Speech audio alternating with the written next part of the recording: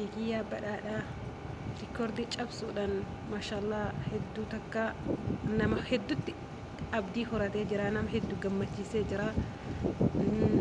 Akkasuma immoo xiyyaarri tokko osoo karaa deemaa jiru garagaluudhaan lubbuun nama hedduu darbuu isaa dhageenyetiin jirra. Sanis fuula isin buufna. Waa'ee keekiyyaa irraa xiqqoo sagalee guyyoo waariyootiin dhaggeeffadhaa walitti deebi'e. Jedha gabaasni guyyoo waariyoo qopheesse. Keekiyyaa badhaadhaatti hanga Galaanaa Gaaromsaa itti Tafarii hanga Leencoo Gammachuu artistoonni hedduun hojii haarawaan uummatatti hamilee horaa jiru.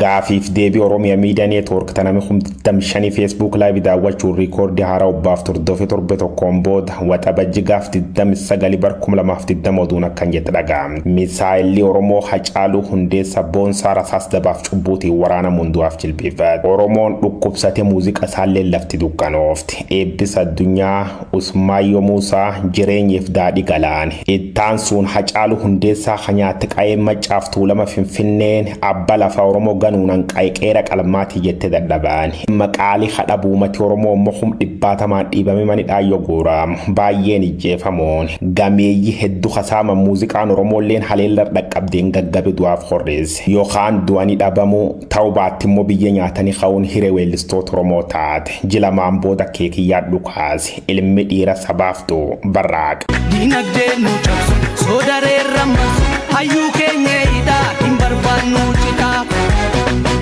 Taaddeedhaa meedura amantiin hafuura waliin nyaannu didaa tokkummaa waa fidaa. Nadhii nyaannu gura gabrummaa xumura hin qabnu qulqulchuu alagaan nu bulchuu.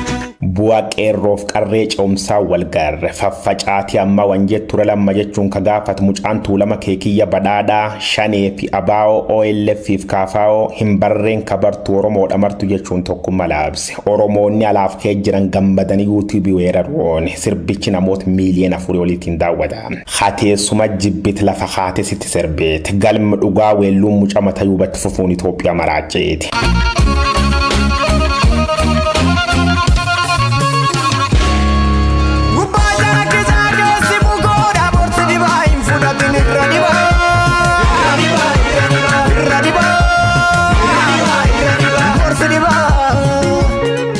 Barwanni hunduurri dibaayin fudhatiin jechuun uummata fincilsiisa abbaan saaqi saanqaa baalli Galaana Gaaromsaa dabarsuun muuziqaa Oromoo du'a haasa'an birra walagaarra marroon ta gurba jaala Hacaaluu Hundeessaa taate.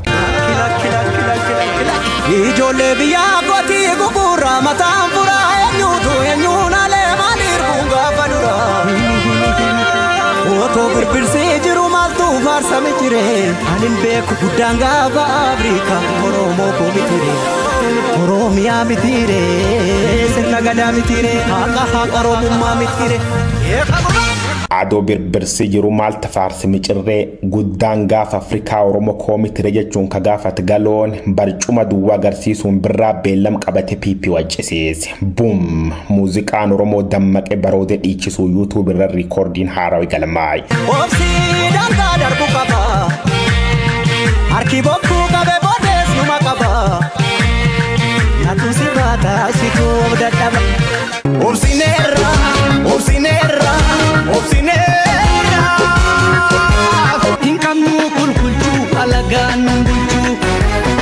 Nu Oromoodha alagaan bulchu. Dubbiin muuziqaa Oromoolleen sarbees qiyaamaa ta'uun qabaa dhaqanii dadhabaan. Leencoo Gammachuu ijoollee Vision Entertainment dubbisuu marroon tiyya beellamnaa qabaa jedhe. Waraan gaade sagali dhaabuun gam iluurra hageerar mucaan qallaan immoo ilu abba boora fardi boor jechuun bosona bazoon fakkaata keessa maddeeseese. Sirbi malee.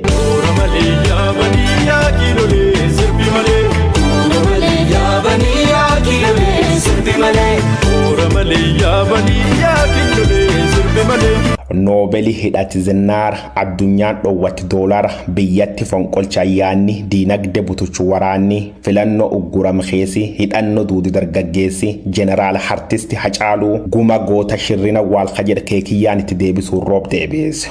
Labsiin mootii qottee fakkeenyaa biqiltuu kan dursu nageenyaa hambaan olee calanqootii dirmamu. Kun hirriib dhowwuu jiraan.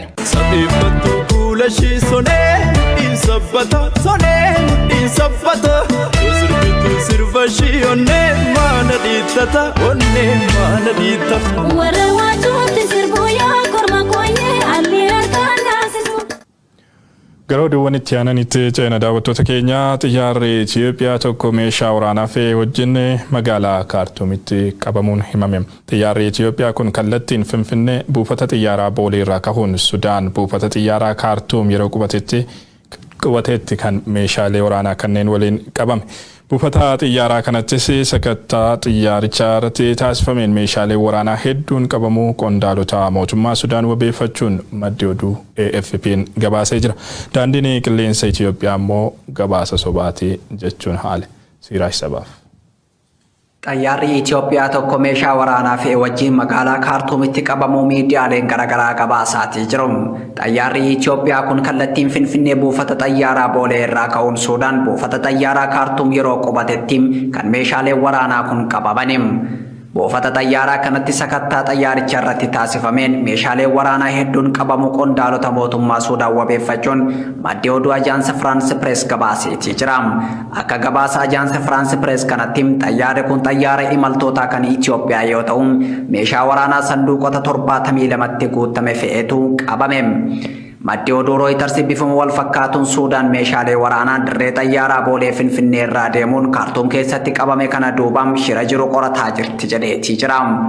Meeshaan waraanaa qabame kun waggaa 2 dura Raashiyaa irraa Itoophiyaa kan seenedha kan jedhu maddi oduu Suudaan. Sunaan gama isaatiin mootummaan Itoophiyaa jeequmsa uume ce'umsa Suudaan gufachiisuuf carraaqii taasisaa jira jechuun himateetii jira.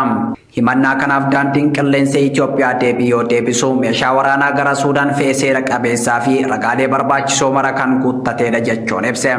Meeshaan waraanaa gara Suudaan fe'amee qawwee adamuuf bitame yoo ta'u seera qabeessaa fi ragaalee barbaachisoo nama ergee fi nama itti ergame mara kan guuttatee ta'uu ibse.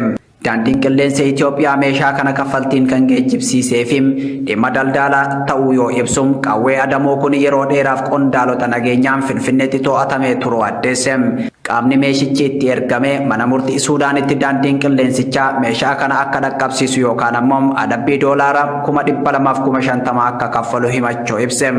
Kana hordofuun dhaabbatichi qondaalota nageenyaa Itoophiyaa irraa adeemsa qulqulleessaa erga xumureen booda meeshaa kana gara Suudaan fe'uu isaa fi xalayaa ministeera haajaa alaa Suudaan irraa barraa'ee dabalatee ragaalee barbaachisoo mara kan qabu ta'uu himeetii jira. Wal himannaa fi walitti gaarreeffannaa mootummaa Suudaanii fi Itoophiyaa tibba kana akka haaraatti kan hammaate yoo ta'u dubbiin qabamuu meeshaa waraanaa kun ammoo caalattuu hariiroo biyyoota lamaanii hammeessuu danda'a jedhamaatii jira. Itoophiyaa keessatti eegga waraanni babal'atee asitti daandiin xayyaara biyyattii seera balallii addunyaa cabsuudhaan meeshaa waraanaa fi loltoota deddeebisaa jira jedhamee himatamaatii ture. Mootummaan Bilisiginnaa gama isaatiin himannaa kana haalaa turus xayyaara imaltootaa keessatti meeshaaleen waraanaa qabamuun gocha sirnichaa kan ifatti saaxilee fi daandii qilleensa Itoophiyaa maqaa gaarii qabu irratti dhiibbaa guddaa hordofsiisuu mala jedhamaatii jira.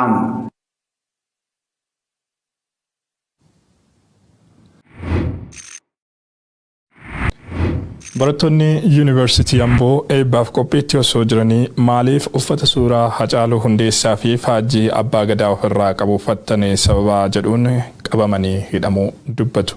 Isaan kaan faajjii Minilik Faarsaa qaamni isaan gaafatu hin jiru kan jedhan barattoonni kunniin gochi sirna aangoo irra jiru Oromummaa yakkuu waan ta'eef uummanni Oromoo sirna isaaf hin malle kana tokkummaan ofirraa qolachuu qabaa jedhu. Guutuun oduu kanaatti yaane dhiyaata. Yuunivarsiitii Amboo kaampaasii Hacaaluu Hundeessaatti barattoonni